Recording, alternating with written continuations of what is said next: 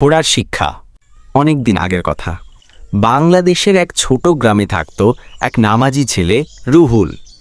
সে ছিল একজন গরিব পরিবারের সন্তান, কিন্তু দয়ালু, পরিশ্রমী আর আল্লাহর উপর ভরসা রাখা মানুষ। একদিন হাটে গিয়ে রুহুল এক সুন্দর আর শক্তিশালী ঘোড়া দেখল। এটা ছিল সবদাল হাট। সেখানে নানা জাতের ঘোড়া ছিল, আরবি, মেশকান্দি, রাজপুতানি ইত্যাদি। ঘোড়ার মালিকরা বলছিল, এই ঘোড়া খুব দ্রুত দৌড়াতে পারে, এই ঘোড়া যুদ্ধের কাজে ব্যবহৃত হয়।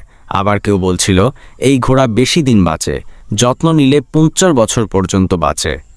রুহুল খুব মুগ্ধ হয়ে একটি ছোট ঘোড়া কিনে নিল। তার নাম দিল বারকাত।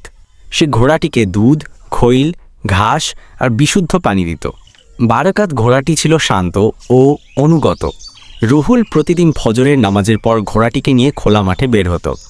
হাটে শুনেছিল, ঘোড়া বেশি কিছু চায় না, শুধু ভালো খাবার আর ভালো ব্যবহার। সে কথা মনে রেখে রুহুল ঘোড়াটির যত্ন নিত আল্লাহর সন্তুষ্টি